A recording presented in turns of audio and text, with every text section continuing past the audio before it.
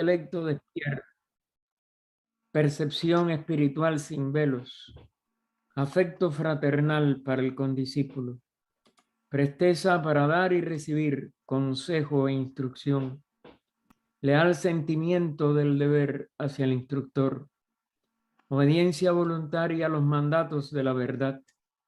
Una vez que hayamos puesto nuestra confianza en ella y creamos que el instructor la posea, valeroso ánimo para soportar las injusticias personales, enérgica declaración de principios, valiente defensa de los que son injustamente atacados, mirada siempre fija en el ideal del progreso y de la perfección humana que nos revela la ciencia secreta. Tal es la escala de oro por cuyos peldaños el discípulo debe ascender para llegar al templo de la sabiduría divina. Dedicada a nuestra fundadora HPB, al cumplirse hoy estos 131 años de su desencarnación. Continuamos el estudio, hoy 8 de mayo de 2022, del compendio de la doctrina secreta, que el domingo pasado dejamos en la página 180 para continuar en el segundo renglón. Si algún hermano, y lo quiero aclarar, y bueno, lo vamos a repetir al final, no pudo participar en el homenaje y en estar presente en escuchar los fragmentos de lectura que ella pidió que se hicieran en el aniversario de su muerte, pues pueden quedarse con nosotros y pedírnoslo, y nosotros agregaríamos después, pues también algunos de esas lecturas, los que no estuvieron, porque es a través, para mi entender, desde que yo leí por primera vez el fragmento de su testamento que Olcott publicó el 15 de abril de 1892 para establecer este día. Ella no pidió nada para ella. Ella pidió que en el aniversario de su muerte nosotros fuéramos capaces de prestar atención, de volcar nuestra conciencia a estas dos enseñanzas fundamentales de la gran fraternidad para el universo que están contenidas en el Bhagavad Gita y las que precisamente por la inspiración de Sir Edwin Arnold se volcaron sobre el Señor Buda, que es la síntesis de toda su vida, la síntesis de su sabiduría. Hoy lo vimos sobre todo en la primera de las dos reuniones que nosotros asistimos, en su primer acto de amor cuando le salva la vida a un cisne que su primo había herido. Por eso son enseñanzas universales. El respeto a la vida, que la vida es una sola. Y de ahí pues todo lo demás que surge de ese respeto a la vida y esa compasión por toda vida que sufre. Así que les repito, no tengan pena en decírmelo. Nosotros sí después tenemos que hacer este estudio disciplinadamente de 1 hora, porque también eso tiene su aspecto oculto, su deva y su contribución a la humanidad. Pero sí que nadie que sea un teósofo de corazón el 8 de mayo deje de participar, si le es posible, de una reunión como esta. Y si no le es posible, que siempre tenga Bhagavad Gita, Luz de Asia, un fragmento aunque sea de ambos, y se lo dedique a este aniversario que sea, como es el de hoy, de la desencarnación de HPB. Para mi entender, es una contribución más a la humanidad y parte de la labor que ella sigue haciendo como alma inmortal en ese servicio que ella hizo a través de la fundación de la Sociedad Teosófica. Volviendo a nuestro estudio. Estos en el curso de la evolución e involución porque no puede haber en cada comienzo de un ciclo la expresión evolutiva si previamente vuelve el universo a reproducir el punto en que el universo anterior, el que el sistema planetario, solar o hasta individual quedó para que pueda continuar adelante, porque ningún nivel del universo ni de todos los aspectos manifestados en él cesa jamás de evolucionar. Pero cada ciclo cuando comienza tiene que llegar a expresar en esa manifestación nueva en el sentido de un nuevo ciclo, pero eterna en el sentido de su concatenación, de que un ciclo siempre va hasta el punto que llegó anteriormente y da un paso adelante más, o muchos, no sabemos. Sí, de todas maneras, todo es una unidad. Sí, podemos expresarlo en plural o en singular, o más bien si los dos tiempos o los dos estados de expresión de lo aparentemente singular y de lo realmente expresión de toda la unidad, que es lo que entonces aparece como plural, pues es nada más que eso. Pero para poder empatar, para poder dar el paso de avance, primero tiene que volver a involucionar para expresarse en el punto que alcanzó evolutivamente hablando en el ciclo anterior. Así que en el curso de la evolución e involución, que se expresa en todo ciclo, forman a su vez las raíces o causas desenvolventes de nuevos efectos. Si las causas no se ponen otra vez en acción, los efectos nuevos no pueden expresarse. Y por eso ella pone, desde mundos y globos, portadores de hombre, hasta los géneros, especies y clases de todos los 7 reinos. La llamada nos dice: ver estancia sexta del libro primero, es decir, el primer volumen o tomo de español en el caso nuestro, y comentario. Es decir, esto ya en esencia está en cosmogénesis. Recuerden que esta parte ya es de antropogénesis y los enlaces los tenemos que hacer constantemente.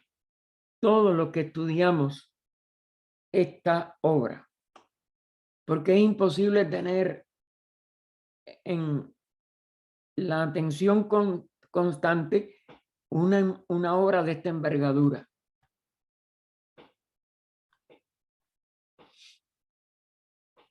El verdadero budista, que no reconoce ningún Dios personal, ni ningún Padre y Creador del cielo y de la tierra, aquí se está refiriendo a la lamentable antropomorfización que otras religiones tenían ya en la época en que el budismo fue traído por Gautama 500 años antes de la era cristiana, pero que lamentablemente ya muchos budistas tampoco sostenían en esta integridad mística, espiritual, verdaderamente total de la sabiduría. Pero claro, ella hace la aclaración: el verdadero budista seguía sin reconocer estas degradaciones de enseñanzas que se tergiversaron y que se antropomorfizaron sobre todo. Un Dios personal, un padre, como si fuera el papá de cualquier criatura humana, y que crea. No puede haber creación porque nada más que puede haber emanación, manifestación y continuación de lo que, nada más que alternadamente, pasa por etapas de actividad y de reposo, pero que siempre es. Y es lo único que se puede tener ese tipo de alternación, no algo nuevo, no algo creado por primera vez. Y fíjense que ya lo hace la aclaración en el párrafo anterior de todos los 7 reinos, que es la expresión de la vida una. Sin embargo, nos aclara ella, ese verdadero budista cree en una conciencia absoluta. Nos enfatiza en itálica. Es decir, la absolutividad de la vida es consciente. Lo único absoluto es la totalidad de la vida en la seidad. Porque la seidad es infinita, eterna, increada y en su totalidad inmanifestada, porque es imposible que se manifieste lo eterno en la misma eternidad del espacio. Y por ello, esa conciencia que se le da el nombre ya en sánscrito, Adi Buddhi, Adi, la primera expresión de una vida que se expresa, que se manifiesta. Es decir, que procede de esa conciencia absoluta. Y el filósofo budista sabe, el verdadero budista es cualquier creyente, pero que no haya deformado el budismo original. Pero el filósofo ya sabe, porque es el que por amor a la sabiduría la incorpora y la vive, la manifiesta, que hay espíritus planetarios, los Dian Chohans. Eso es muy diferente. No son creaciones, pero se manifiestan como espíritus que en la manifestación cumplen funciones para esa manifestación con jerarquías. Recuerden que siempre hay que hacer esa insistencia porque ellos tampoco son individuos. Eso es lo que lleva a muchos estudiantes a después dogmatizarlo y antropomorfizarlo. Porque lo individual no puede mantenerse en un sentido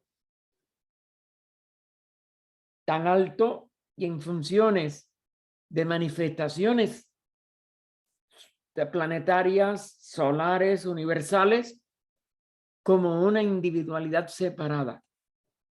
Son expresiones de jerarquías bien graduadas que pueden escalonadamente, desde la más alta a la más baja, cumplir todas las funciones que aparecen entonces como esa diversidad de cosas separadas, pero ninguna está separada.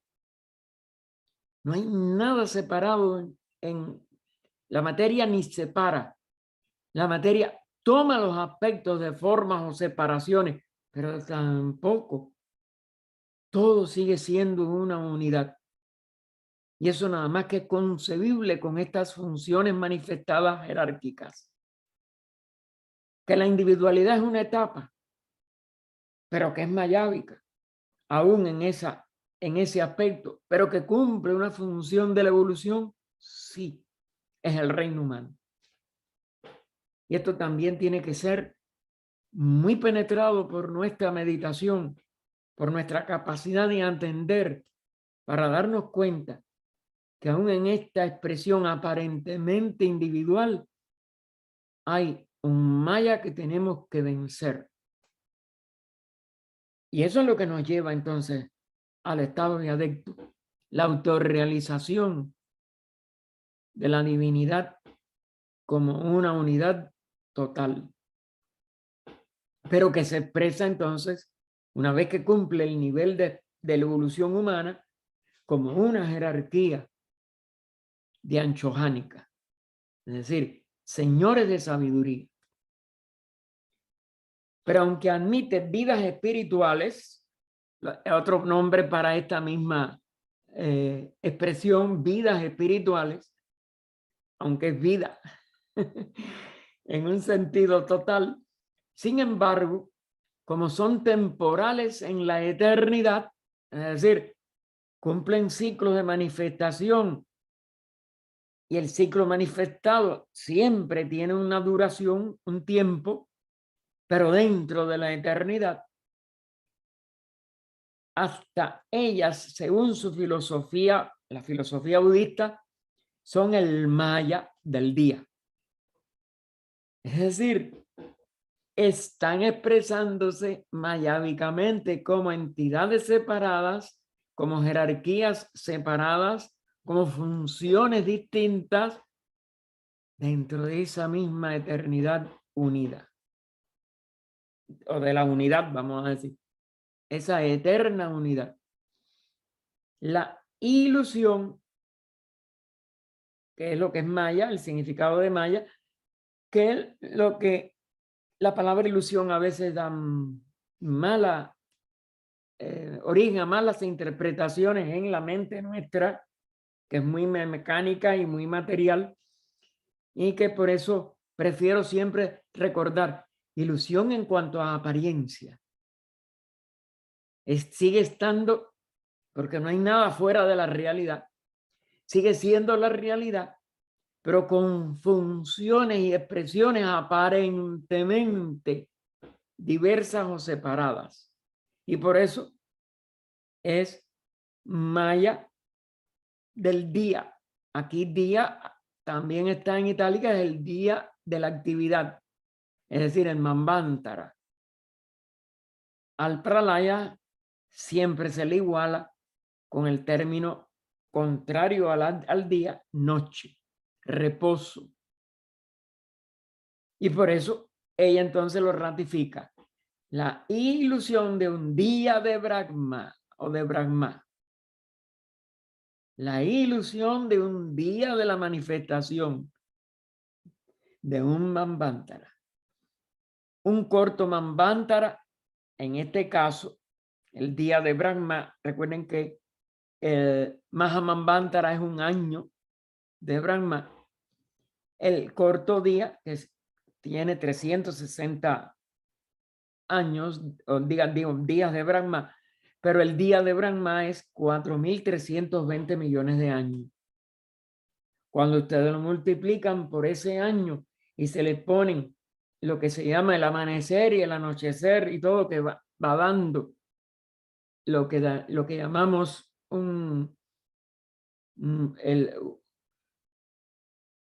bueno, tienen su nombre, el amanecer y el anochecer. Y entonces el total nos da los 311 billones de 12 ceros, 40.000 millones de años más. Si los Dianchohans, estas grandes jerarquías manifestadas, y todos los seres invisibles, aclara entre guiones, los 7 centros y sus emanaciones directas, los centros menores de energía.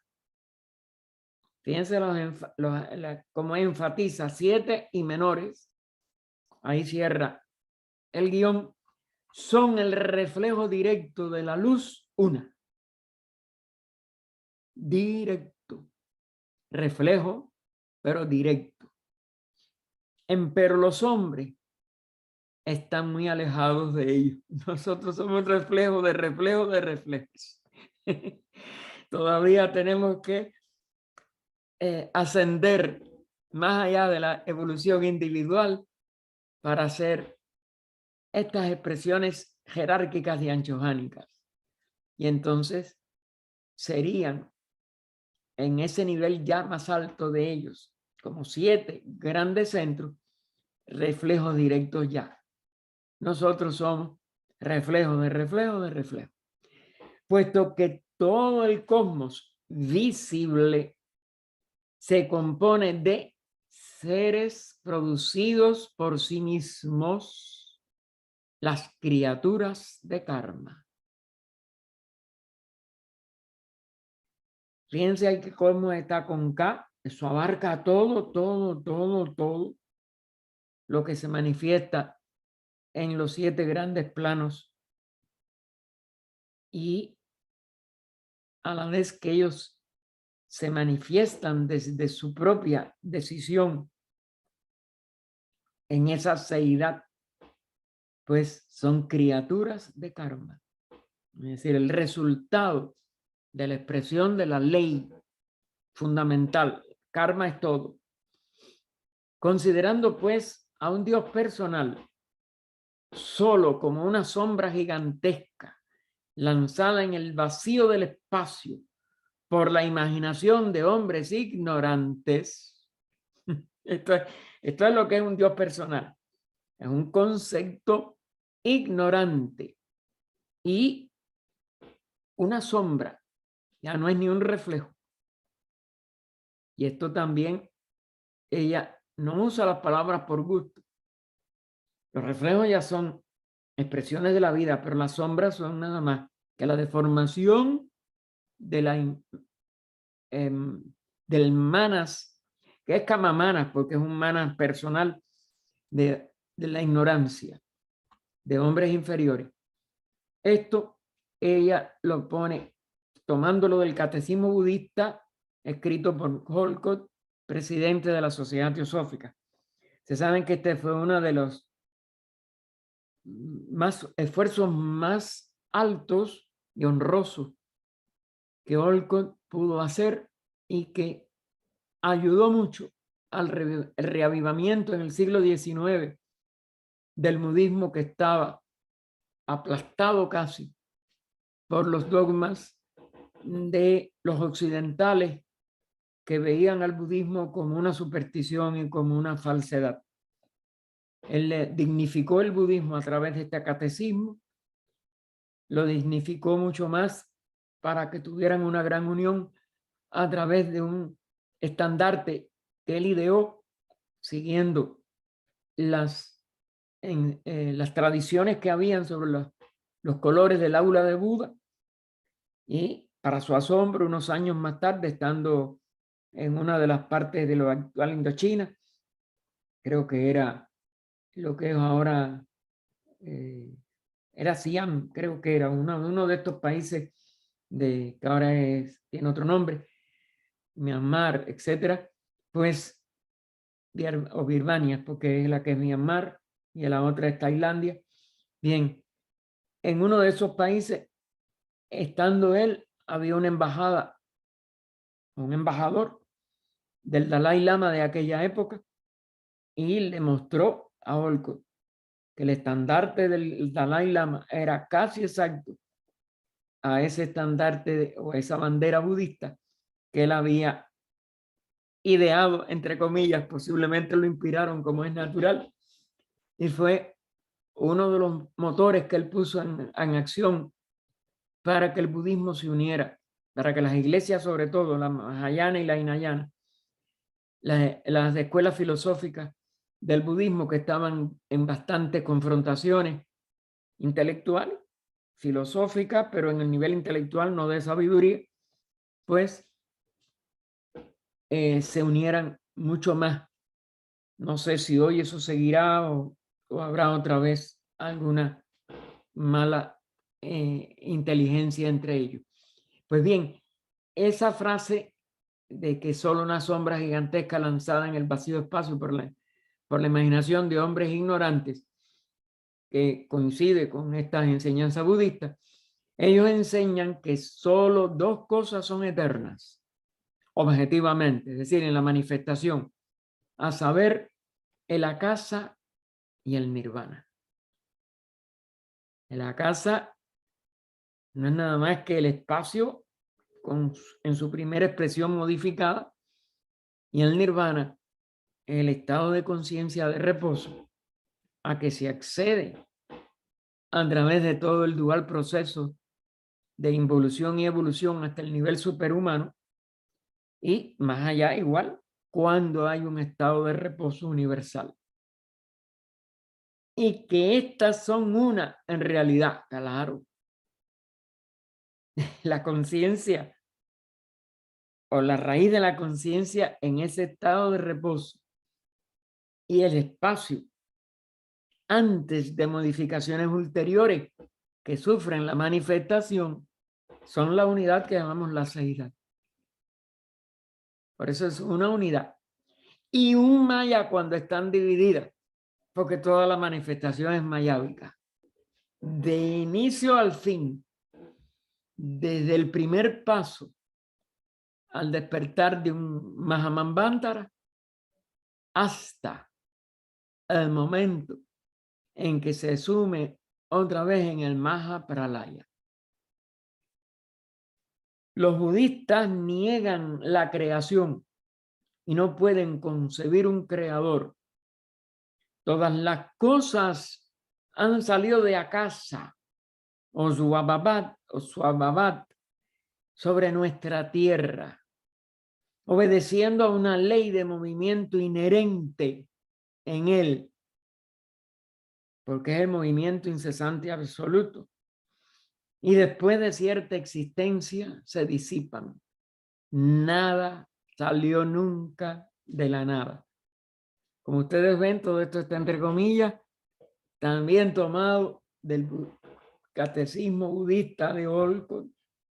Fíjense lo que este hombre, que no se hizo ocultista, que nada más que ayudó durante 2 años y pico, a HPV a escribir Isis sin velo, sobre todo en el sentido del inglés,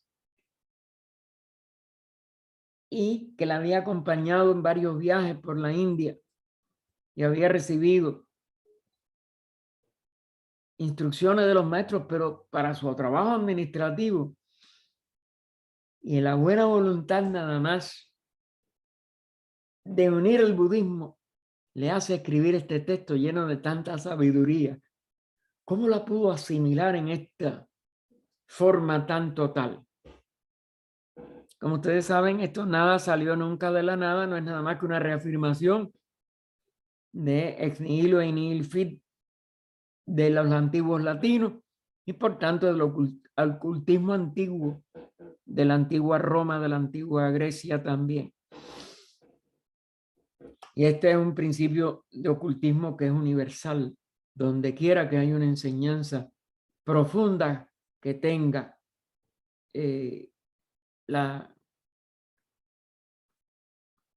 vamos a decir, el privilegio de ser una verdadera enseñanza. Si se le preguntase a un brahman vedantista de la secta Advaita, recuerden que la escuela vedantista se dividió, si cree en la existencia de Dios, contestaría probablemente lo que le contestaron a Jacques Collot, que fue un francés que le hizo investigaciones con ellos en la India. Y le dice, esta expresión de un verdadero brahman filósofo, no un brahman exotérico. Yo mismo soy Dios. ¿Se dan cuenta? Es decir, el vedantista se da cuenta que está hablando de que es una expresión, no que él es el único Dios o que él es un Dios antropomorfizado. Un budista, sobre todo un singalés. Recuerden que la labor principal que hace Olcott, aunque después visitó yo creo que todos los países budistas, fue en Ceilán. Sencillamente se reiría y replicaría: no hay Dios, no hay creación. Es decir, lo llevaría a un nivel filosófico mucho más alto que lo que podría entender Jacques Collioure, por muy filósofo que fuera ese vedantista, porque está expresado en un lenguaje menos profundo. No hay Dios, no hay creación, porque eso no puede manifestarse.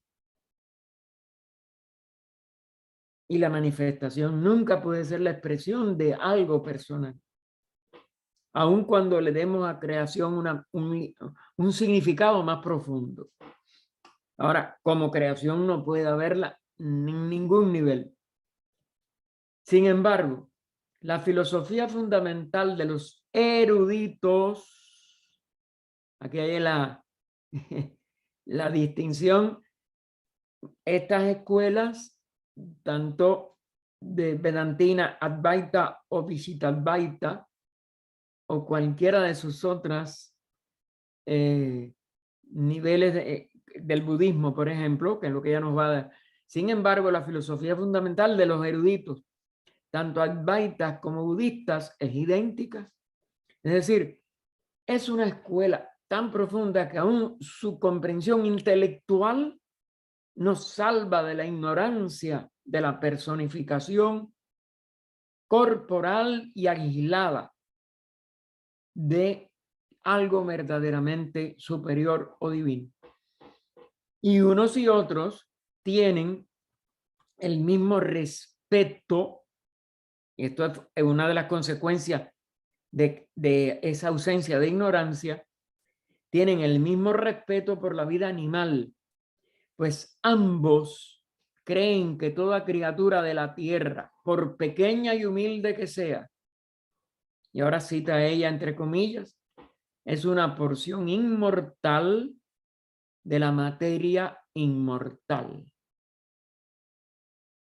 Es decir, aunque se exprese en una organización, en una organizada materialidad, que eso sí, no es inmortal, pero su esencia de esa organización, es decir, cada átomo verdadero de esa materia y cada expresión de conciencia en esa organizada materia,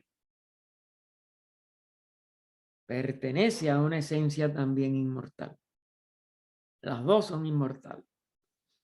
Pues la materia tiene para ellos una significación muy distinta, aún para esos intelectuales, que la que tiene para los cristianos y los materialistas, y que toda criatura está sujeta a karma. Otra ley que tanto las Advaitas, la escuela Vedanta en general y la escuela budista en general también, repetimos, no estamos hablando de los que se adhieren a ella, que ya algunos eran más o menos intelectuales, pero de todas maneras, todos estaban a salvo de este disparate. Y por eso es que se respeta la vida por todas estas líneas filosóficas, aunque sean intelectualizadas, del Oriente. La contestación del Brahman es la que se le hubiera ocurrido a todo antiguo filósofo cabalista y gnóstico de los primeros tiempos. Recuerden que toda civilización decae y que en Occidente el decaimiento de algunas de ellas llevaron a disparates parecidos a los actuales del cristianismo de una manera, consideramos, dolorosa. Pero Occidente siempre tuvo mucha menos profundidad que todo el Oriente, aunque tenga también su decaimiento en algunos niveles prácticos de la vida. Recuerden cómo se ha ido también materializando aún la India después que llegó el siglo XX. Pero en la época de HPV eso no había llegado, gracias a Dios. Ella contiene el espíritu mismo de los mandamientos délficos, es decir, la de los primeros y antiguos filósofos cabalistas y gnósticos y cabalísticos, pues la filosofía esotérica resolvió edades A el problema de lo que el hombre fue es y será el del origen del hombre, su ciclo de vida, y añade entre guiones, interminable en su duración de encarnaciones o renacimientos sucesivos, y finalmente de su absorción en la fuente de donde partiera. Esa fuente con inicial mayúscula. Claro, porque es esa seidad. Y esto también, estos filósofos de los primeros tiempos, aún de Occidente, sí lo mantuvieron. Y tenían esa fuente original de donde todo procede y a donde todo regresa. Para hacer la obra de karma en las renovaciones periódicas del universo, más evidente e inteligible al estudiante, cuando llegue al origen y evolución del hombre, tiene que examinar ahora con nosotros la influencia esotérica de los ciclos kármicos sobre la ética universal. Y es uno de los objetivos, no solo de esta obra y del estudio de su antropogénesis, sobre todo como es natural, sino también de toda la labor de la Sociedad Teosófica y, por tanto, de la fraternidad con respecto, ¿por qué la fraternidad le dio a ella estas direcciones y llega a autorizarle una obra de esta envergadura, que ellos asumieron su autoría conjuntamente con HPB? Claro, se lo informaron a Olcott y a nosotros llegó a través de esa carta, pero indudablemente que esta obra marca una gran, vamos a decir, un gran redescubrimiento de la filosofía esotérica para el mundo entero, pero sobre todo para el mundo occidental. La cuestión es la siguiente, y ahora pregunta ella: ¿tienen alguna influencia o alguna relación directa con la vida humana esas misteriosas divisiones del tiempo, llamadas yugas y kalpas por los hindúes? Hasta la filosofía exotérica con X, la externa, la que ya no tiene la pureza de interpretación interna, explica que estos círculos perpetuos del tiempo vuelven constantemente sobre sí mismos. Por eso se llaman ciclos. De un modo periódico e inteligente en el espacio y la eternidad. Es decir, tanto en esa modificación que ese espacio sufre alternadamente para expresar un mundo de formas, como en esa conciencia o esa expresión de la vida que alternadamente activa y reposa en esos ciclos. Hay ciclos de materia y hay ciclos de evolución espiritual. En ciclos de materia nos da la llamada. Los ciclos de materia, nombre dado por el profesor Winchell, este era un occidental, a un ensayo suyo escrito en 1860, aun antes que se publicara, como es natural, todos estos escritos de esoterismo, aunque allá habían algunos intentos de KH con algunos de sus discípulos, sobre todo con el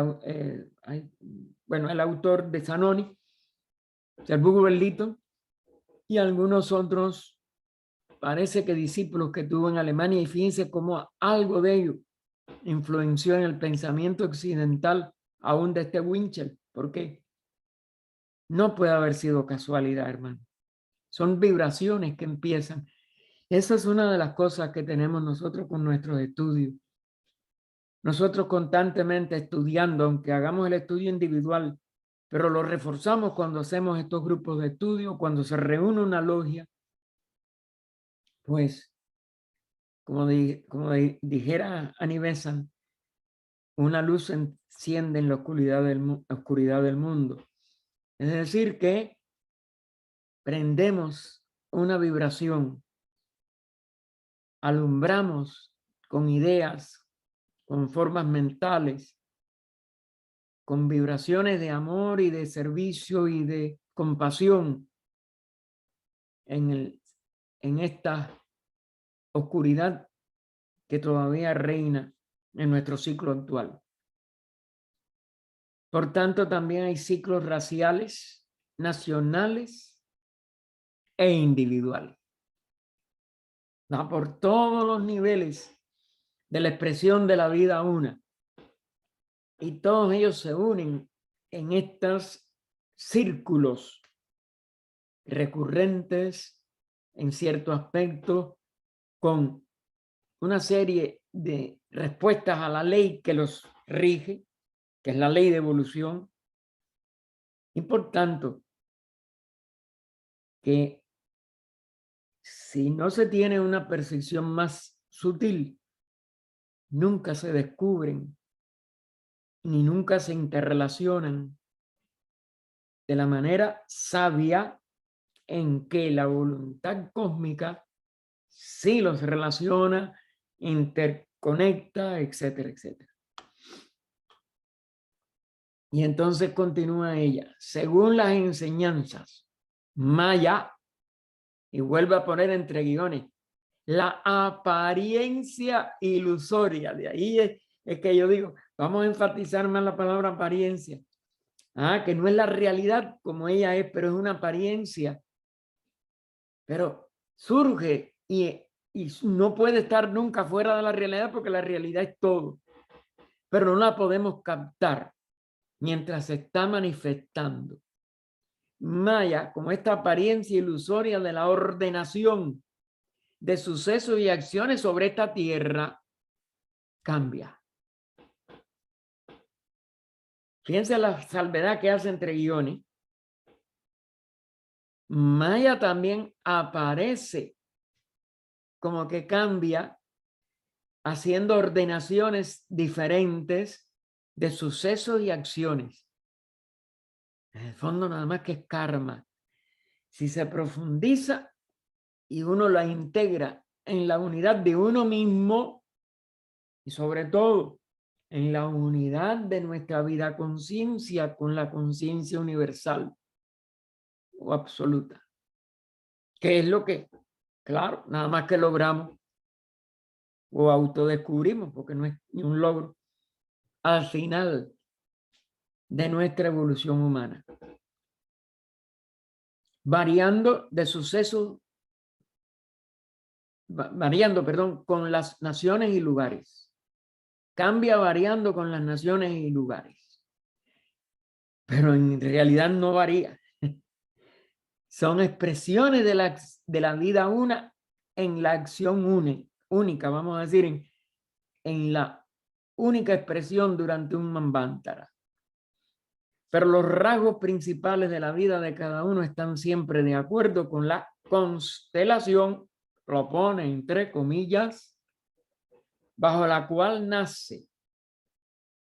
O pudiéramos decir, con las características de su principio animador, o la deidad que sobre él preside, que preside ese ciclo, esa expresión manvantárica, esa encarnación del espíritu planetario, como le querramos llamar.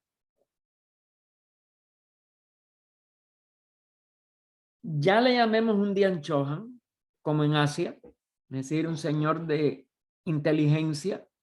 Dian es inteligencia o divinidad también, o inteligencia divina, vamos a decir. Y Chohan es señor, o un arcángel, como en las iglesias griegas y latinas. Lo único que quitándole todos los dogmas de la lucha contra el diablo de San Miguel, etcétera, etcétera. Recuerden, esos son simbolismos, pero no lo lleven a la materialidad porque entonces estamos en la ignorancia total. No es un arcángel en un sentido dogmático, es un arcángel en un sentido de expresión de la vida divina, jerárquicamente o como huestes, que es el nombre que usa Occidente para los arcángeles, las huestes angélicas.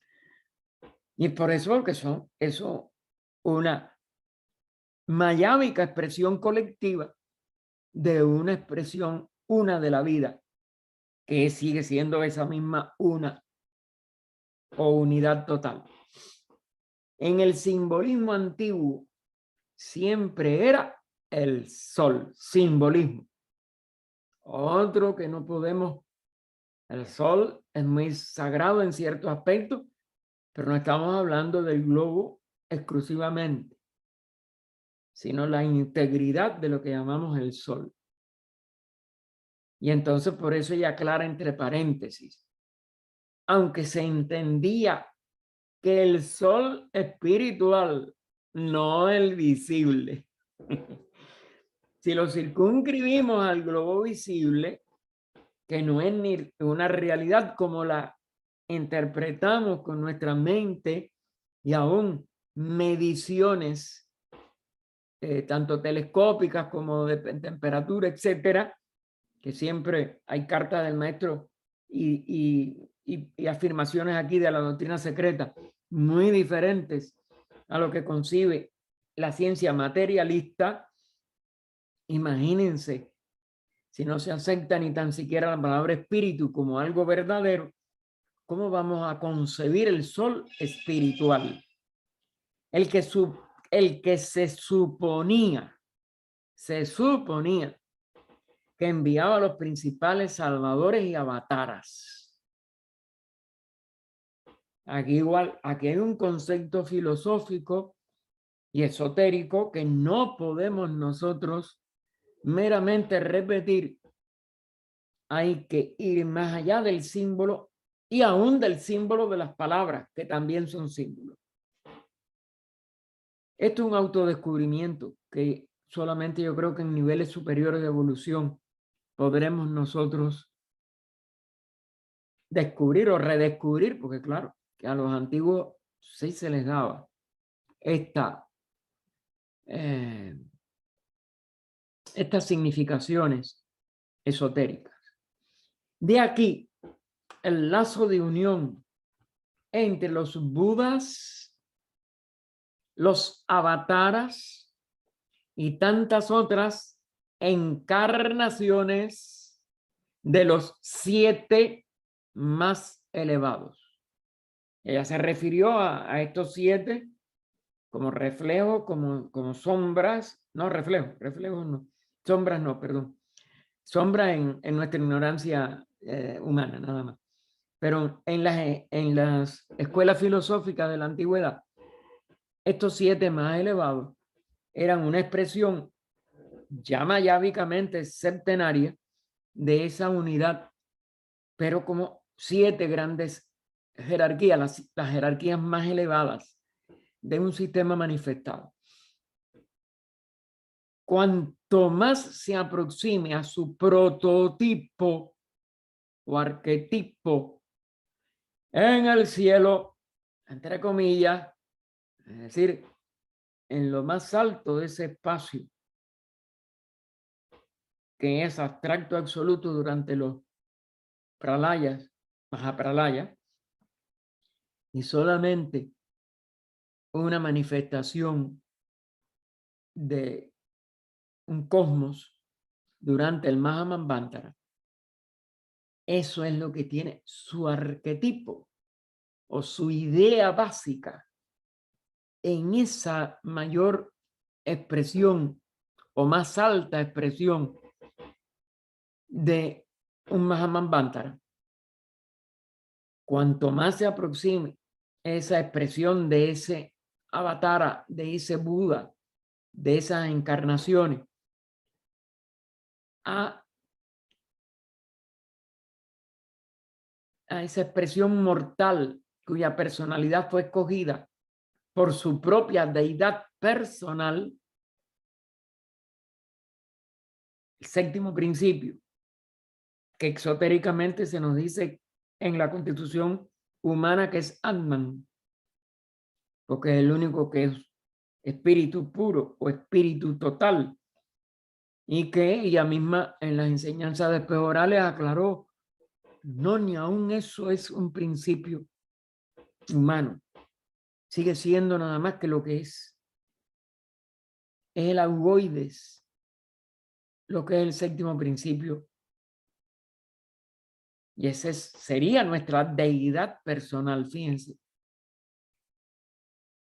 Es decir, el reflejo ese divino en lo más alto de nuestra expresión septenaria. De Budí hacia abajo ya nada más que es el reflejo humano. Pero en el nivel del séptimo principio es nuestro verdadero regente. Y entonces tomaría ese aspecto de deidad como su mansión terrestre. Y fíjense en qué nivel está de abstracción. Ese séptimo principio sería una mansión terrestre para que pudiera llegar a través de su constitución inferior a dar un impulso, un mensaje o una cosa a la humanidad. Lo demás son los Budas divinos, son los Yan Chohan divinos, etc. Los únicos que se expresan son estos avataras cuando se aproximan a que su arquetipo se exprese en la mansión terrestre a través de ese séptimo principio. Fíjense cómo son reflejo de reflejo de reflejo en el fondo. No podríamos resistir la luz de esa realidad, porque con cada esfuerzo de voluntad hacia la purificación y la unidad, purificación y unidad, con ese Dios propio, se interrumpe uno de los rayos inferiores y la entidad espiritual del hombre es atraída cada vez más a lo alto, hacia el rayo que reemplaza al primero, hasta que de rayo en rayo el hombre interno es atraído al rayo uno y más elevado del Sol Padre. Está aquí ella sintetizando lo que un ser humano tiene que autorrealizar para primero salir de la rueda de nacimientos y muertes y elevándose por las jerarquías una tras otra, reincorporarse o reabsorberse en el verdadero Padre o verdadera fuente de origen a través de los 7 más elevados de la vida una. Óigame, lo que nos queda todavía para poder nosotros dar verdaderos pasos dependen de esa purificación, porque hay que ir desechando velo tras velo, vestidura tras vestidura, separación consciente de cada aspecto de la unidad de conciencia, etcétera, para que el ser humano de verdad se libere de la rueda de nacimientos y muertes.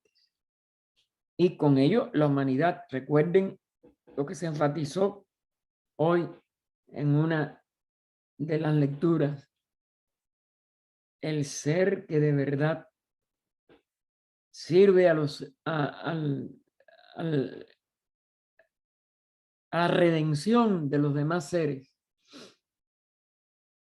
está reflejando esa luz, pero también la está alcanzando según vaya desechando sus vestiduras, sus separaciones, su maya. Esto es un retorno desde el maya más profundo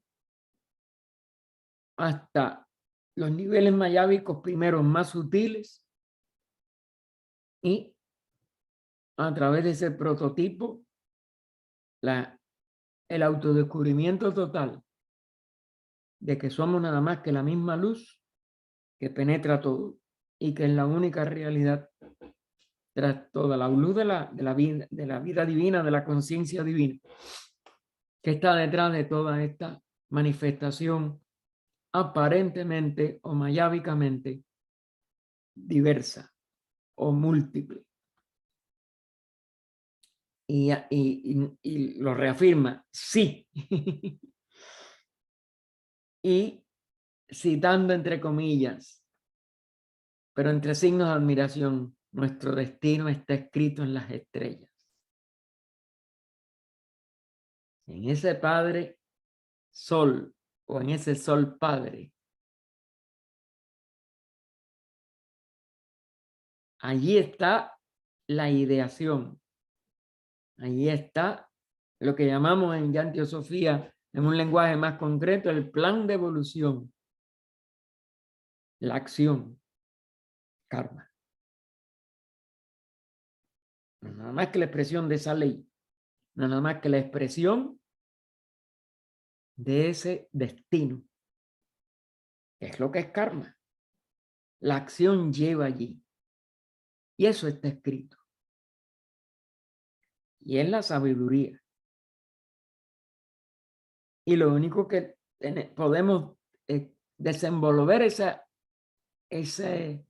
escrito como nuestro camino de retorno hacia la realidad que somos. Solo que tanto más estrecha sea la unión entre el reflejo mortal hombre y su prototipo celestial, fíjense en las mayúsculas, tanto las dos palabras con total mayúscula, hombre prototipo, tanto menos peligrosas son las condiciones externas, las reencarnaciones subsiguientes.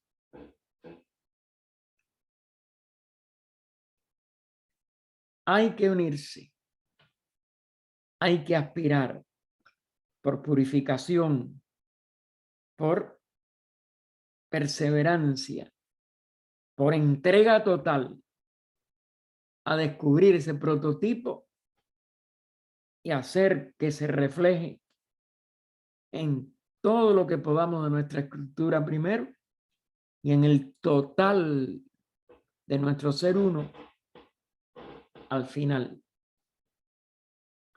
Y por ello se irán haciendo menos peligrosas las condiciones externas. Fíjense, influimos en todo lo que nos rodea.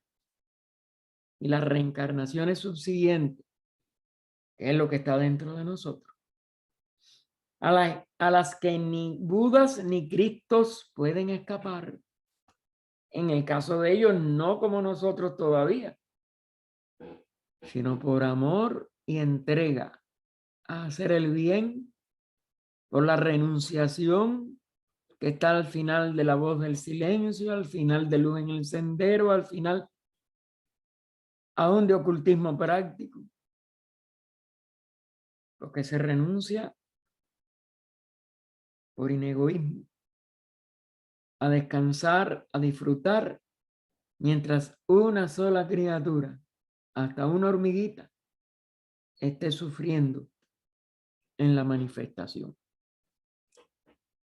Esto no es superstición, mucho menos fanatismo.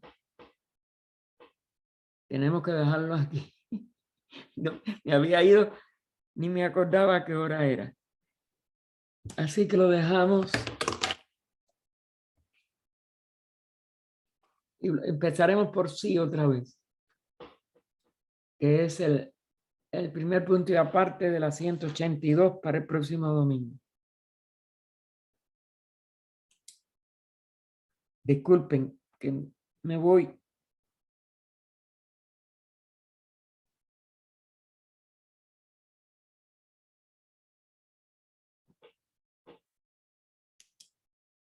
o vida oculta que vibras en cada átomo, o luz oculta que brillas en cada criatura, o amor oculto que todo lo abarcas en la unidad, que cada ser que se sienta uno contigo, sepa que por lo tanto es también uno con todos los demás.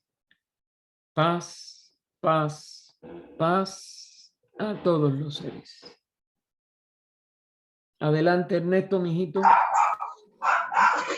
Así, hermano, aquí estamos viendo sobre el budismo que decía que solo había dos cosas que eran eternas, pero objetivas, dice que son objetivas, que son el akasa y el nirvana. Hermano, ¿cómo puede ser objetivo el nirvana si nosotros no lo podemos ver? Como objetivo para la conciencia manifestada, universal, pero no como nosotros. Aparte, recuerda que hay nirvana y paranirvana, que es lo que nada más subsiste durante el pralaya. Pero como hay seres que alcanzan la liberación antes, hasta donde lo entiendo, te voy diciéndote, porque acuérdate que esto no creo que esté en ningún lugar. Es como lo interpreto. Hay nirvana y paranirvana.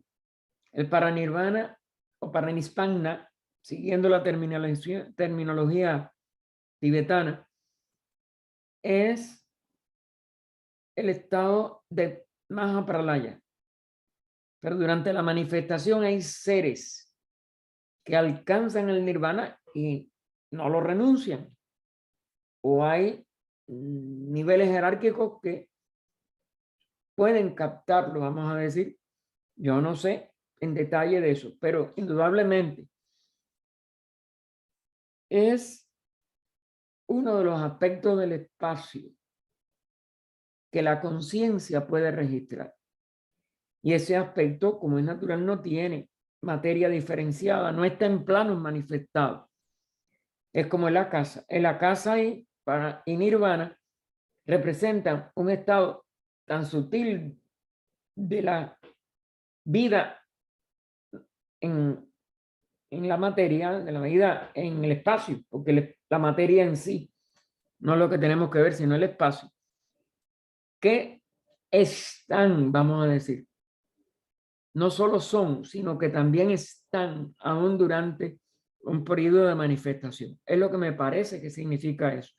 De todas maneras, cuando lleguemos, lo averiguaremos, porque como estado, ninguno de nosotros sabe lo que es el nirvana, ni podemos nosotros, y mucho menos su diferencia con el paranispagna, que es lo único que reina durante el Mahapralaya. Y allí sí parece que no está ni el akasa ni el nirvana, solamente es la ausencia de todo que describe la primera estancia de cosmogénesis, en una ausencia aún de un nirvana. Hay un paranispagna y lo responde. Coge la primera estancia de cosmogénesis y trata de aplicarlo y verás que no dice en ningún momento que durante un Mahapralaya haya nirvana y no hay akasa. Akasa es donde, vamos a decir, el espacio en que empieza el logo a modificar ese espacio para que Maya pueda aparecer en él. Es lo que interpreto. Indudablemente, si encuentras algo diferente, pues me lo traes porque indudablemente que esto es difícil de responder. ¿Algo más? No, gracias, hermano. Hermano, va a dar así al final sobre la luz de Asia y las otras cosas del Loto Blanco. Si tú no lo estuviste en ninguno de las dos y alguien más también quiere, yo con mucho gusto me quedo después unos minutos, pero después que demos la despedida a los demás hermanos. ¿Tú quieres quedarte? Sí, hermano. Ok. Te quedas tú ya y yo con gusto compartimos de la luz de Asia y del Bhagavad Gita. ¿Alguien más, hermano? ¿Tiene pregunta hoy? Hoy ha sido un día, yo creo que para casi todos los que están aquí presentes, yo vi sus nombres en una o en otra de las, tanto de la federación como de la sección española. Fue de verdad que un homenaje digno de HPV. Así que, pero bueno, si alguien no participó, también se puede quedar. Yo estoy aquí y quiero leerle algo a los hermanos. Ah, perfecto. Sí. Está bien.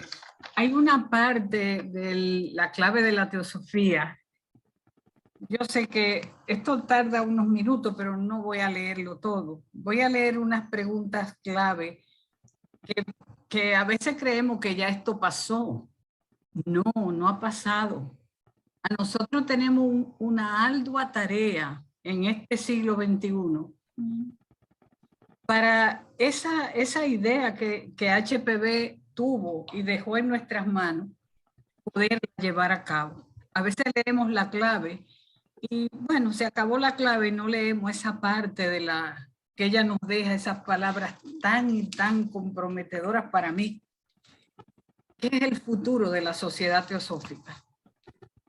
Y hay una pregunta que ella dice, si ustedes así me lo permiten.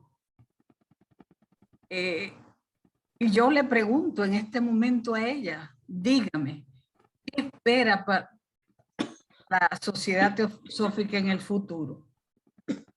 Y ella nos contesta a todos.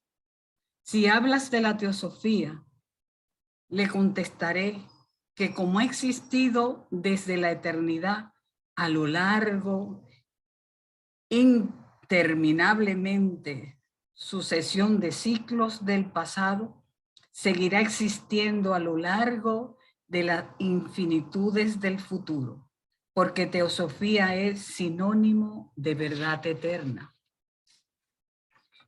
Y le vuelvo y le pregunto, señora, y me disculpa, lo que quiero preguntarle es más bien las perspectivas de la sociedad teosófica. Y ella nos contesta, su futuro dependerá casi completamente del grado de altruismo, serenidad, devoción y al final, no por ser menos importante, del grado de conocimiento y sabiduría poseído por estos miembros que les corresponderá llevar adelante el trabajo y dirigir la sociedad teosófica después de la muerte de los fundadores.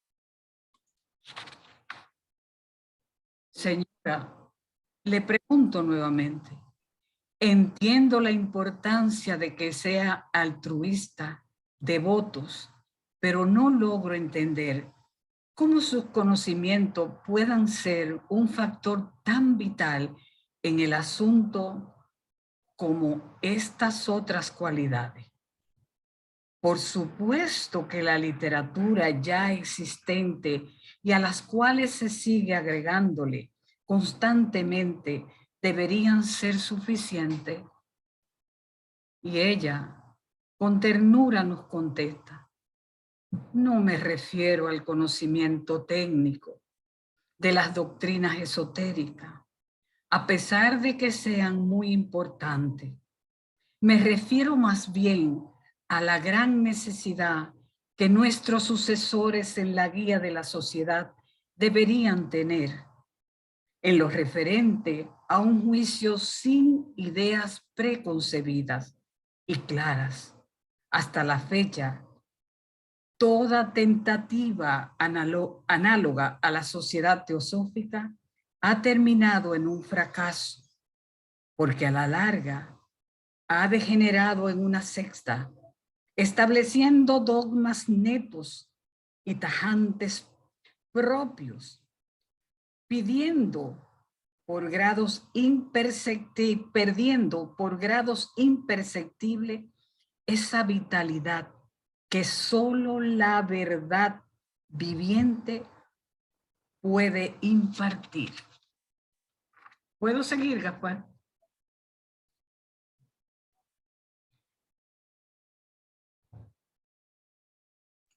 Había cerrado el micrófono, mija, para oír mejor. Sí, ¿Puedo sí, seguir? sí, mija, sí. Queda poco. Sí. Y ella dulcemente nos contesta: deben recordar que todos los miembros han nacido y han sido criados en algún credo o religión, y que todos son más o menos de su generación, tanto física como mentalmente. Y por consecuencia, es muy probable que algunos otros están influenciados y hayan atrofiado e inconscientemente afectado a su juicio. Entonces, no pueden liberarse de sus tendencias inherentes, o por lo menos enseñarle a reconocerlas instantáneamente, evitando que nos arrastre.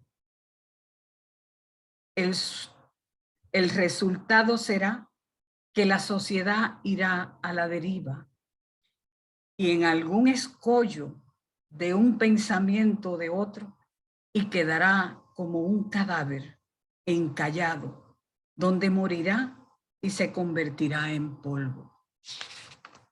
Señora, yo le pregunto, ¿y qué pasaría si este peligro pudiese evitarse?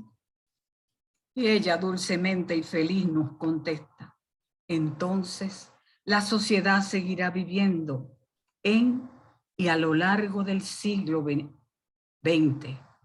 Paulatinamente hará fermentar y compenetrar con sus ideas amplias y nobles de la religión del deber, y de la filantropía, a la gran masa pensante que piensa y son inteligentes. Y les digo, lenta pero seguramente disiparán las cadenas férreas de los credos y de los dogmas, de los prejuicios sociales y de las castas, disolviendo las antipatías y las barreras raciales y sociales, abriendo el camino a las relaciones de la hermandad práctica de todos los seres humanos, a través de sus enseñanzas, a través de la filosofía, la cual se ha hecho asequible e inteligible a la mente moderna. El occidente aprenderá a entender y apreciar al Oriente en sus verdaderos valores. Además, el desarrollo de los poderes y de las facultades psíquicas, cuyos síntomas premonitores ya son visibles en América, precederá de manera saludable y normal. Y les sigo diciendo, la humanidad será salvada de los peligros terribles mentales y físicos que son inevitables cuando se despliegue, como está amenazando hacer, en un invernadero de egoísmo y pasiones malas. El crecimiento mental y psíquico del ser humano seguirá en armonía con sus mejoramientos morales, mientras su medio ambiente reflejará la paz y la buena voluntad fraternal que reina en sus mentes, en lugar de las discordias y las fricciones que por todos lados afloran en nuestro alrededor hoy. Señora, imagino muy hermosas. Esto es una imagen muy hermosa. Espero de verdad que todo esto se realice espera que esto se realice en un solo siglo. Ay, ella nos contesta, definitivamente. Sin embargo, debo decirle que en los últimos 25 años de cada siglo, Estos maestros de los cuales he hablado tratan de ayudar al adelanto espiritual de la humanidad de manera marcada y definida. Ustedes contarán que invariablemente en las postrimerías de cada siglo tiene lugar una difusión o una sublevación espiritual, o si pueden llamarla misticismo. Una o más personas han aparecido en el mundo como agente de los maestros, divulgando una cantidad más o menos copiosa de conocimientos y enseñanzas ocultas. Si quieren hacer esto, pueden remontarse a todos estos movimientos, siglo tras siglo, hasta donde se extiende nuestros análisis históricos. Pueden encontrar los detalles. Quiero preguntarle, señora, ¿qué relación tiene esto con el futuro de la sociedad teosófica? Si la tentativa presente en la forma de nuestra sociedad tiene más éxito que nuestros antecesores, entonces existirá como un cuerpo organizado, viviente y sano cuando llegue el momento para el esfuerzo del siglo XX. Ese momento que pasó, pero ahora tenemos un presente y la señora nos dice, las condiciones generales de las mentes y de los corazones humanos habrán mejorado y se habrán purificado gracias a la difusión de sus enseñanzas y, como ya dije, sus prejuicios e ilusiones dogmáticas habrán sido removidos, por lo menos hasta cierto grado. No solo esto, sino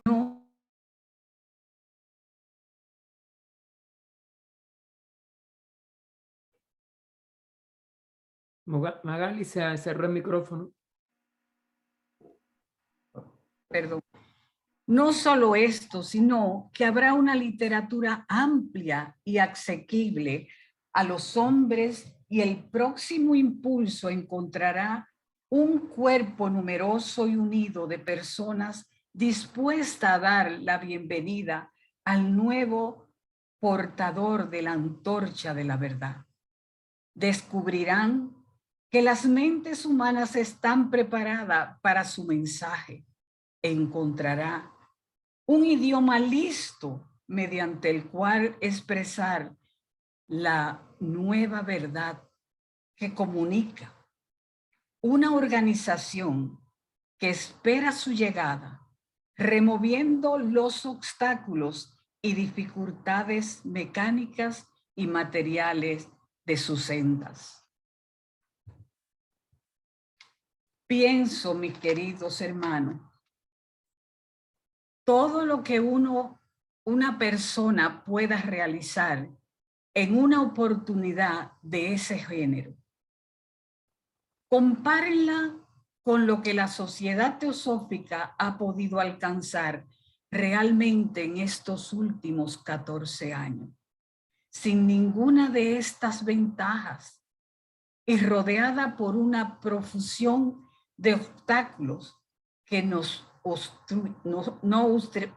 obstruirán al nuevo guía.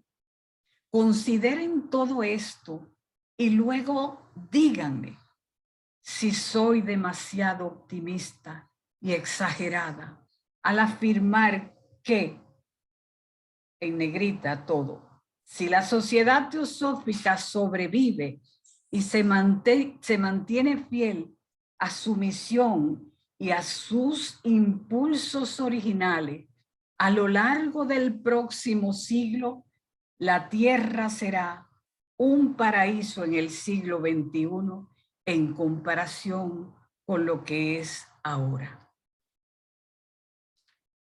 Nos quedan 78 años. Sí. 78 años para dejar un legado para los que vienen detrás de nosotros. Por eso no descansemos para que la tierra sea un paraíso. Perdonen que quise esto rápido. No importa, al contrario, muchas gracias. Voy a parar sí ahora la grabación.